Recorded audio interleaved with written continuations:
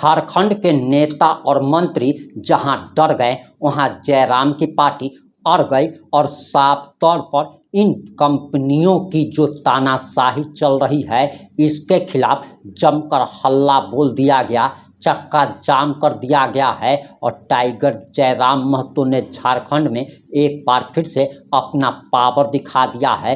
गद्दी पर भले ही हेमंत सोरेन हो, लेकिन इनकी दादागिरी गुंडागर्दी अब नहीं चलने वाली है। और टाइगर जयराम महतो की पार्टी जेएलकेएम के बड़े नेता देवेंद्र नाथ महतो के ऐलान के बाद झारखंड की राजनीति में हलचल मच गई है। नमस्कार, मैं प्रिंस कुमार सिंह और आप देख रहे हैं पॉजिटिव टॉक्स। अगर अभी तक आपने चैनल को सब्सक्राइब नहीं किया है तो खबरों से अपडेट रहने के लिए कृपया चैनल को सब्सक्राइब कर लीजिए। और जो लोग ऑलरेडी कर चुके हैं उन तमाम लोग को सहृदय धन्यवाद। अब वापस आते हैं अपनी खबर पर और आप जरा ये बयान सुनिए। बाग जिले के बड़कागांव विधानसभा के जोरदार गांव के जो माइनिंग पे जो विस्थापित हो रहे जो स्कूल को बंद करने का प्रयास किया जा रहा है, गांव को जो है कि बिना मुआवजा दिए बिना पुनर्वास किए वहां माइनिंग करने का काम किया जा रहा है यहाँ। और इस बात को उठाने पर लोग भयभीत हो रहे थे, उनको डराने धमकाने का प्रयास किया जा रहा था। तो आज शिकायत मिलने पर हम लोग जानने समझने आए थे, लेकिन यहाँ आने के बाद देखते हैं कि यहाँ के लोगों को बहुत समस्या है,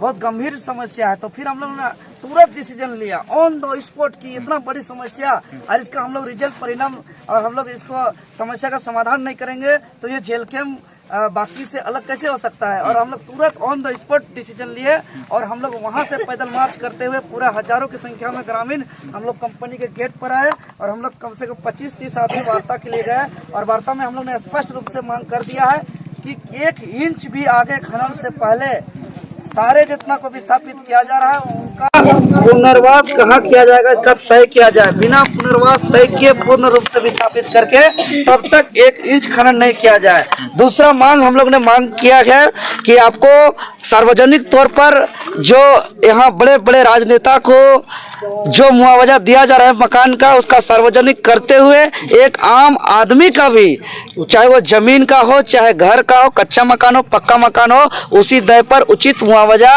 पहले भुगतान किया जाए पूर्ण रूप से, उसके बाद ही खनन किया जाए। और गैर मजरूआ जमीन जो हजारों हजार साल से यहाँ के मूल रैयत कब्जा करके वहाँ रह रहे हैं, घर बनाया है, मकान बनाया है, गाय बैल बकरी पाल रहे हैं, वहाँ खेती बाड़ी कर रहे हैं। और अगर ये ऋत्विक एमआर माइनिंग कंपनी नहीं आती माइनिंग करने तो अभी भी आने वाले हजारों हजार साल तक ये लोग आराम से शांतिपूर्ण तरीके से रहते। उनका भी जो है कि खतियानी जमीन के दर पर ही उनका मुआवजा भुगतान किया जाए, उसके बाद ही खनन किया जाए। साथ ही साथ यहाँ रोजगार सुनिश्चित किया जाए और जितने भी कार्यरत कर्मी हैं सभी का पेमेंट स्लिप दिया जाए।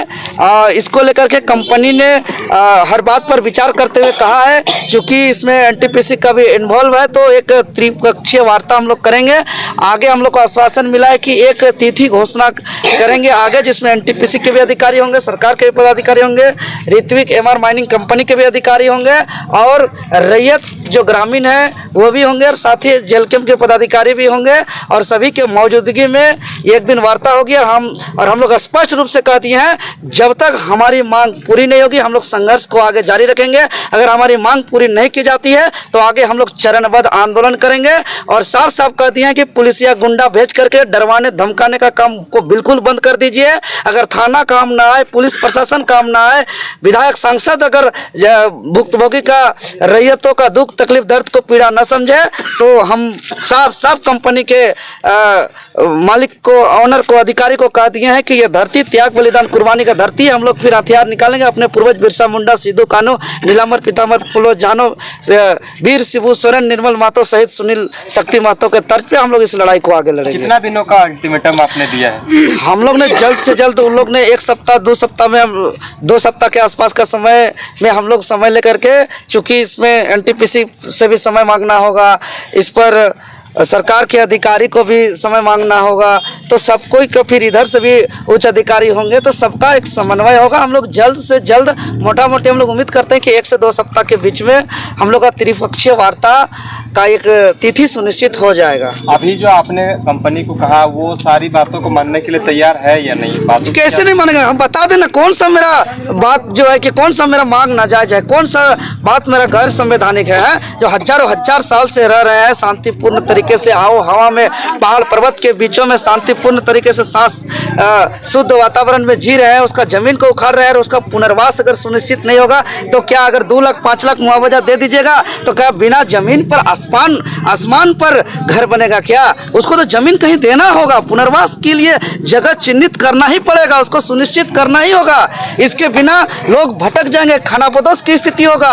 आज हमारा झारखंड राज्य सिर्फ 3rd ग्रेड और 4th ग्रेड के नौकरी के लिए अलग राज्य नहीं हुआ है। 3 मार्च 1982 को ही बिहार सरकार ने जो है कि स्थानीय नीति तय किया था, उसमें जिला के व्यक्ति को स्थानीय व्यक्ति मानते हुए जो है कि 3rd और 4th ग्रेड में नौकरी सुनिश्चित किया गया था। तो 1982 बिहार सरकार के समय से ही मेरा 3rd और 4th ग्रेड तो नौकरी सुनिश्चित है जिला स्तरीय। और हम 88 साल संघर्ष किए, उसके बाद हम 88,000 बलिदान दिए, उसके बाद अलग झारखंड राज्य के लिए, तो सिर्फ और सिर्फ नौकरी के लिए नहीं, यहाँ जमीन को बचाने के लिए, जल जंगल जमीन को बचाने के लिए, यहाँ निडरता से शांतिपूर्ण तरीके से मान सम्मान से जीवन को जीने के लिए हमारे पूर्वजों ने अलग झारखंड राज्य लिया है। एक अंतिम सवाल, जिस तरह से जो है बड़े बड़े कंपनियों से टकराने से जो है उनके साथ बहुत सारा दुर्व्यवहार भी किया जाता है, ये सारी किया जा रहा है। देखिए ना, यही हक अधिकार की लड़ाई पर 6 साथियों को जेल भेज दिया गया। ये तो कंपनियों को सोचते ही हैं कि पुलिस को खरीद लिए, अधिकारी पदाधिकारी को पॉकेट में खरीद लिए, कोई आवाज उठाएगा तो उसका आंदोलन करेंगे, उसका लड़ाई लड़ेंगे। तो ये इन लोग का तो ये मनसा रहता है। तो हम यही कह दिए हैं कि आप आवाज उठाने वालों को डराना धमकाना बंद करिए, जेल भेजने का काम बंद करिए, नहीं तो जेल भेजो, जेल भरो, आंदोलन करेंगे। पूरा बड़कागांव विधानसभा के एक एक माँ, चाची, दीदी, काकी, मौसी, काका, जेठा, नौजवान साथी, छोटे छोटे बच्चे, वृद्ध, बूढ़े, सभी कोई जेल जाने के लिए तैयार हैं। सभी को जेल में रखिए और जेल का खाना सब कोई खाने के लिए तैयार है। जेल का खाना भगत सिंह भी खाया है, बिरसा मुंडा भी खाया है, हम लोग भी सभी बड़कागांव वासी जेल का खाना खाने के लिए तैयार हैं। अभी जोरदाग के ग्रामीणों के सवाल पर हम लोग एनटीपीसी के एमडीओ और रीति कंपनी के अधिकारियों से बातचीत कर रहे थे और ग्रामीणों की जो मूल समस्या है, उनका मुआवजा है, पुनर्वास है, घर में जुड़वा जमीन का मामला है, इन सवालों पर गंभीरतापूर्वक बातें हुई है और त्रिपक्षीय वार्ता की बात है कि ग्रामीणों के सवाल पर हम त्रिपक्षीय वार्ता के माध्यम से उनके सवालों को समाधान करने का प्रयास करेंगे। लगातार अन्य दलों भी जो है रैयतों के साथ खड़े होने की बात हो रही थी, अभी आप लोग जो है खड़े होने के बाद साथ ही जो कंपनी के गेट तक पहुंच पाए, तो क्या लगता है कि आप लोगों की जो वार्ता होगी वो कहीं ना कहीं कल के डेट में सफल हो? देखिए, संघर्षों का ही उपज है जेल कैंप और संघर्षों के बदौलत या फिर झारखंड जो गरीब दबे कुचले लोग हैं उनकी आवाज़ है जेल कैंप। उनकी आवाज़ बनकर हम जोरदाग में आए हैं और ख़ासकर उनका जो सवाल है, उनके सवालों पर हम लोग गंभीरतापूर्वक मजबूती से और ईमानदारीपूर्वक लड़ाई लड़ रहे हैं और उनके सवालों को अंतिम समय तक पूरा करने के लिए लड़ते रहे। कब तक न्याय मिलने की ये तो हम लोग अपनी बात को कहकर कंपनी को जा रहे हैं। अगर तय तिथि के अनुसार या फिर एक सम्मानजनक तिथि के अंदर इनके बातों का समाधान नहीं हुआ, त्रिपक्षीय वार्ता की बात नहीं हुई, तो फिर हम लोग अगले कदम को जोरदार तरीके से उठाएंगे कि जिसमें कंपनी को उसमें नुकसान नहीं उठाना पड़े, ये मेरा कहना है। और एक धमकी है, कहना है मेरा कि इनके सवालों पर गंभीरतापूर्वक विचार करने का प्रयास करें, कोशिश करें। ग्रामीणों की जो नाराज़गी है, जिन सवालों पर नाराज़गी है, उनके सवालों का समाधान करने का प्रयास करें। जी, धन्यवाद। आपने बयान सुन लिया होगा। अब आपकी क्या प्रतिक्रिया है, अपनी प्रतिक्रिया जरूर दीजिएगा। जुड़े रहें हमारे साथ। जय हिंद, जय भारत।